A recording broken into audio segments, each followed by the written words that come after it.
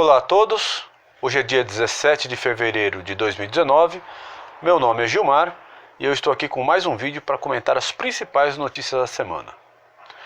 Eu quero começar aqui com uma notícia muito complicada, saiu ontem na imprensa, sobre o fato de que a Universidade de São Paulo, a USP, cancelou a matrícula de alguns alunos que entraram pelo vestibular através do sistema do SISU, que é uma espécie aí de pontuação a mais, uma espécie de cota reservada para alunos que frequentaram no ensino médio escolas particulares. Então, se você é aluno de escola particular, você se inscrevendo no vestibular da USP pelo SISU, você teria aí uma possibilidade maior de conseguir uma vaga. O interessante é que esses alunos eram todos de escolas militares.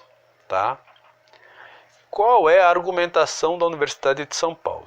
A argumentação é a seguinte: como essas escolas militares, que são escolas públicas, porque são entidades administradas por órgãos públicos, elas cobram mensalidade, isso é verdade, elas cobram mensalidade. A USP diz que esses alunos não se encaixariam nesse critério porque quebraria, digamos assim, o espírito do SISU, que é o aluno que não teria condições de bancar uma escola particular. Qual é o problema? O programa do SISU ele não está sendo implementado agora, ele já vem de pelo menos 2 anos atrás, se eu não me engano. E nesses anos anteriores, nenhuma manifestação da Universidade de São Paulo com relação a essa questão. Todos os alunos que se matricularam pelo SISU, fizeram vestibular pelo SISU, tiveram sua matrícula garantida. Somente neste ano é que a universidade introduz essa novidade, vamos dizer assim. Será que eles não verificaram isso antes? Provavelmente não. Então, a universidade está mudando as regras do jogo nesse momento. Ela deveria ter colocado no seu edital essa restrição de alunos que frequentaram escolas militares porque cobram mensalidade. Mas isso é ilegal. Por quê? Porque o critério é escola pública. Estudou em escola pública, tem direito ao SISU. As escolas militares são escolas públicas. Isso gerou uma revolta nos meios militares. O comando do Exército da região de São Paulo aqui entrou em contato com o ministro da Educação, o senhor Vélez, entrou em contato com o governador de São Paulo, o João Dória. Lembrando que a Universidade de São Paulo ela é uma universidade estadual, então ela é custeada, administrada e é sustentada pelos impostos, principalmente o ICMS, que é um imposto do estado de São Paulo. E isso está gerando um certo transtorno aí. E os militares estão acusando a universidade de estarem apenas fazendo uma espécie de retaliação indireta ao governo federal.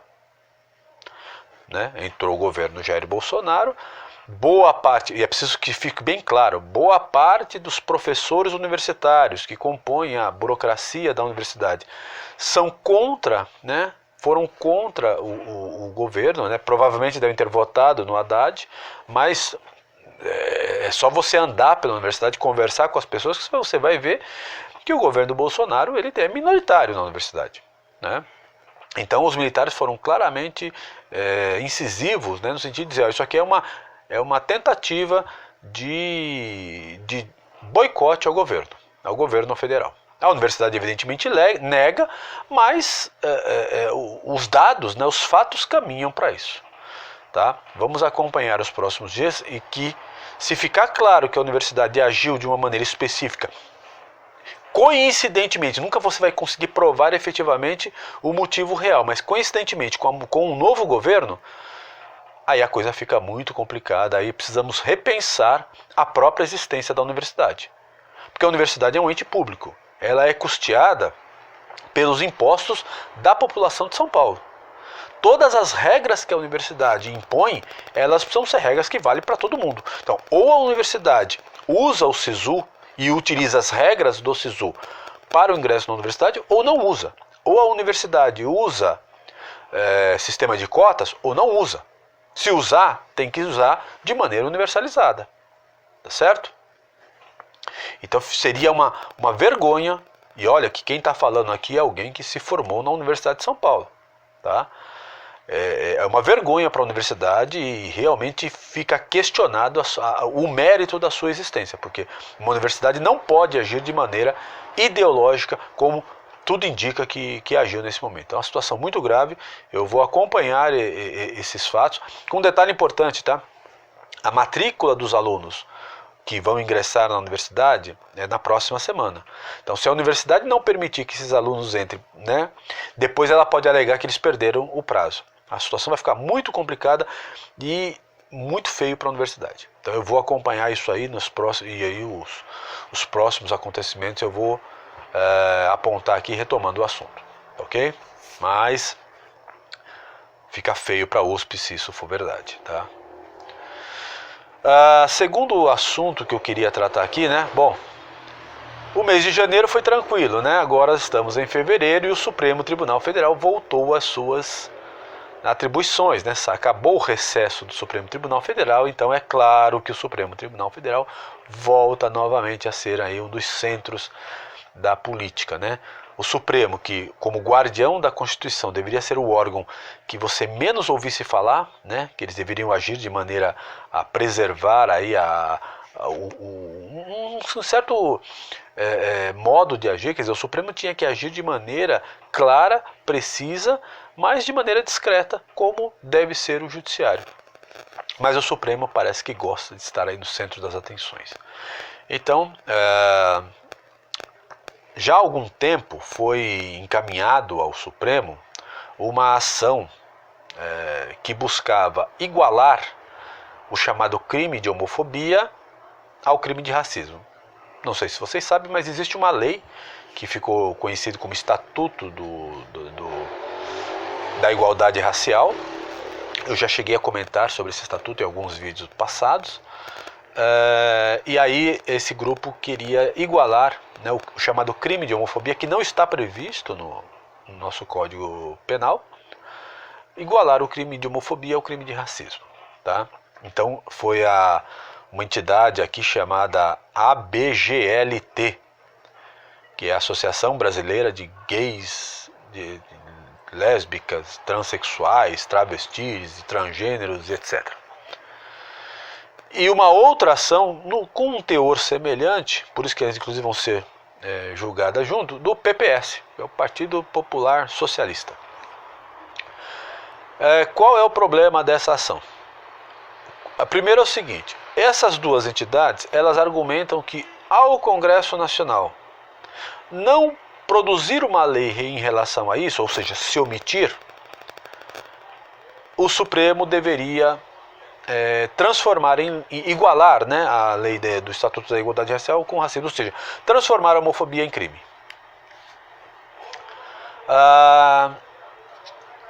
Qual é a questão que está em jogo aqui? Primeiro, o Supremo Tribunal Federal, como qualquer ente do Judiciário, ele não pode fazer leis, ele não pode legislar. Tá? Quem legisla, né, com a divisão de poderes, né, nós temos o Executivo, o Legislativo e o Judiciário. Quem produz leis nesse país não é o Executivo nem o Judiciário. Quem produz leis é o Legislativo. Se o Legislativo não produziu determinada lei, é porque ele entendeu, né, o Legislativo entendeu que aquele tema não era relevante ou que aquela lei não procedia. Então, quando você tem, seja no Congresso, né, na Câmara dos Deputados, no Senado Federal, né, que compõe o Congresso Nacional, o fato de eles não produzirem uma lei transformando a homofobia em crime é porque eles julgaram que essa lei não tinha razão de ser. Por isso não produziram.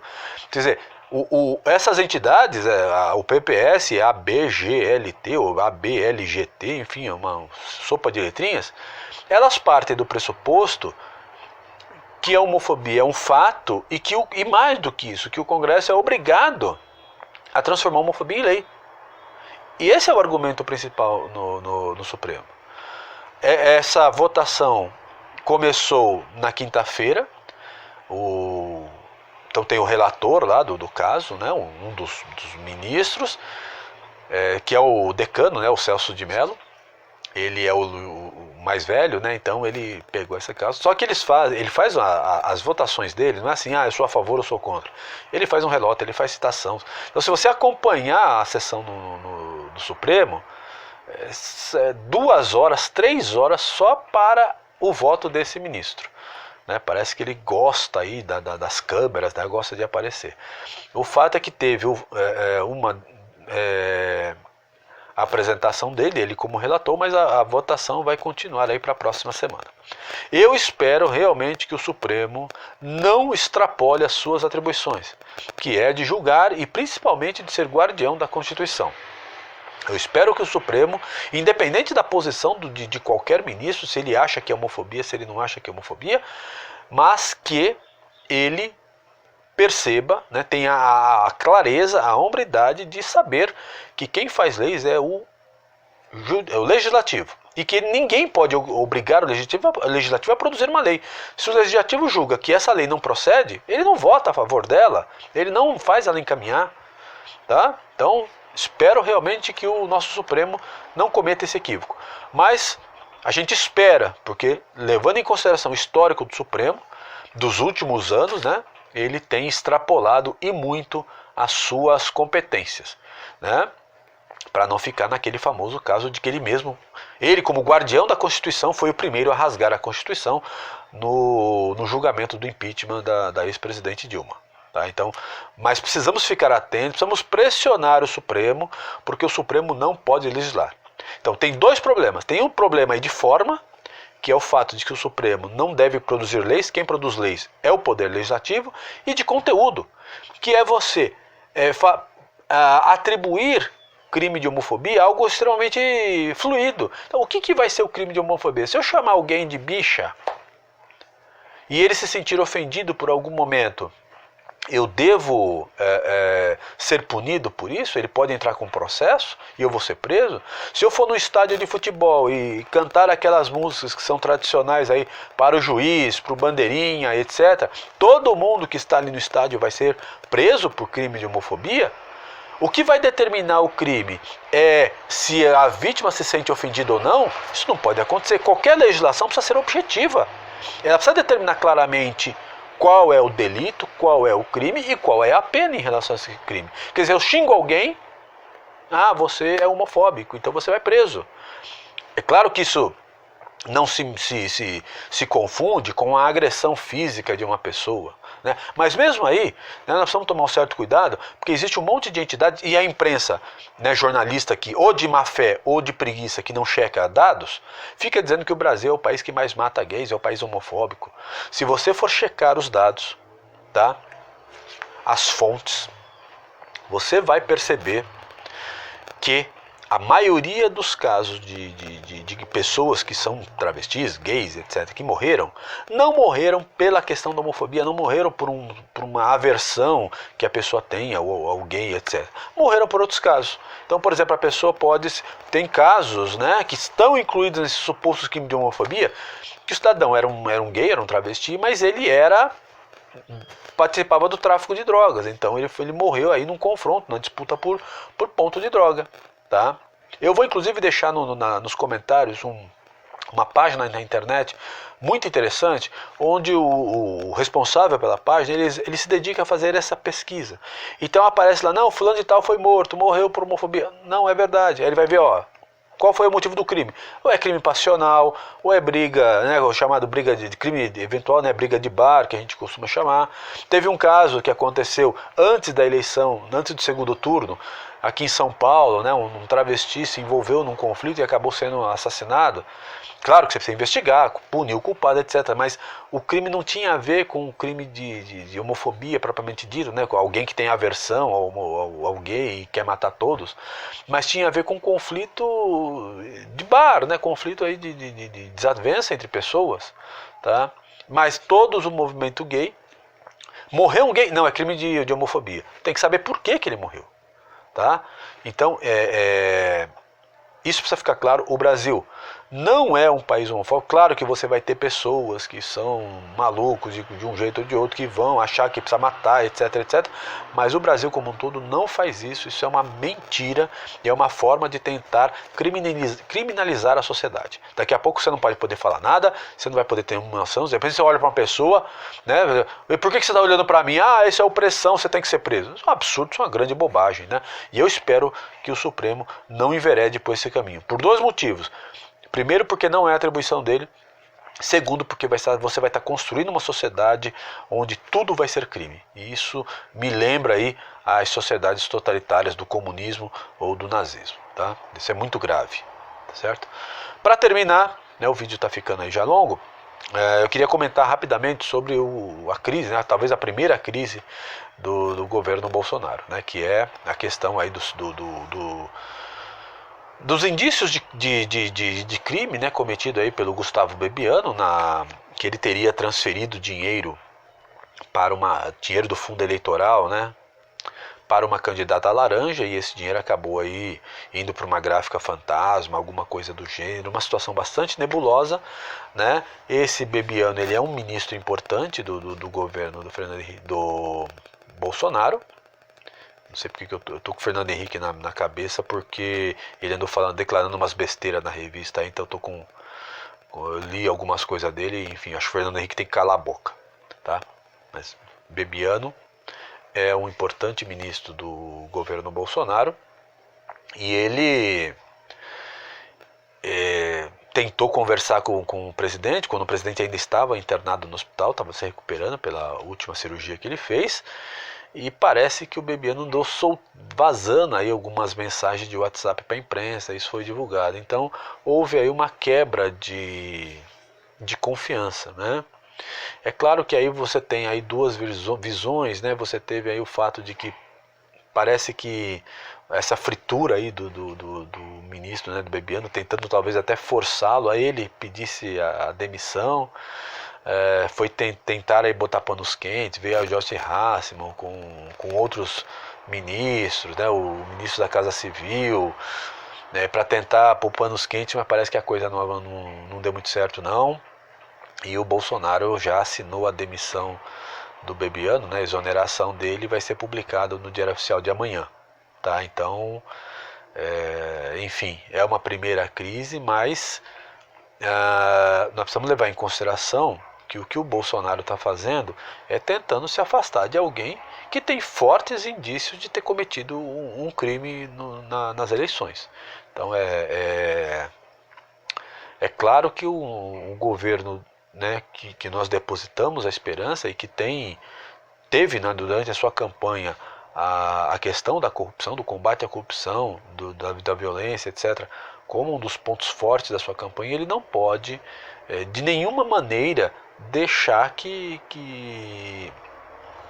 qualquer indício de irregularidade acabe respingando no seu governo. Então, a princípio, nós podemos até discutir se a forma foi correta ou não, mas a princípio a demissão do ministro foi correta, né? E é um certo recado no sentido de mostrar que nenhum ministro, né, está isento de sofrer as consequências pelos seus atos. Se cometeu algum ilícito, ele não pode ficar no governo, o governo tem que se cercar de pessoas competentes, pessoas comprometidas com o projeto do governo e, claro, pessoas que não tenham nenhum tipo de problemas com a justiça, senão não pode ficar, tá certo? É isso. Bom, para terminar, eu estou querendo fazer algumas mudanças aqui no canal, né, e estou preparando aí umas mudanças, e a primeira delas vai ser introduzir uma espécie de quadro, talvez um vídeo a cada 15 dias, alguma coisa do gênero, sobre resenhas de livros, comentários, né, sobre livros que eu tenho lido, né. O primeiro que eu vou fazer é esse livro aqui, deixa eu ver para eu colocar aqui, aparece o contrário no vídeo, né, 1964, O Elo Perdido, né? Um livro, é uma pesquisa de dois escritores, né? Mauro Abranches e Vladimir Petrilac, sobre os arquivos secretos da polícia da Tchecoslováquia, a polícia secreta da Tchecoslováquia, demonstrando como a cortina de ferro chamado mundo comunista, né? que era controlado pela ex-União Soviética, exercia sua influência através dos serviços de espionagem na América Latina, no Brasil em particular, mas em Cuba também, né? Cuba inclusive agindo, tentando influenciar esses países, etc. Mas eu vou preparar uma resenha aqui sobre esse livro, muito interessante, vale a pena vocês lerem, que é uma outra visão sobre essa história aí do Brasil, né? Parte dessa história recente aí do Brasil, tá certo? Então, assim que eu terminar a resenha, eu coloco o vídeo no ar, tá certo? Bom, se vocês gostaram do vídeo, deixem seu like, se inscrevam no canal e nos vemos no próximo vídeo. Um forte abraço a todos e até mais.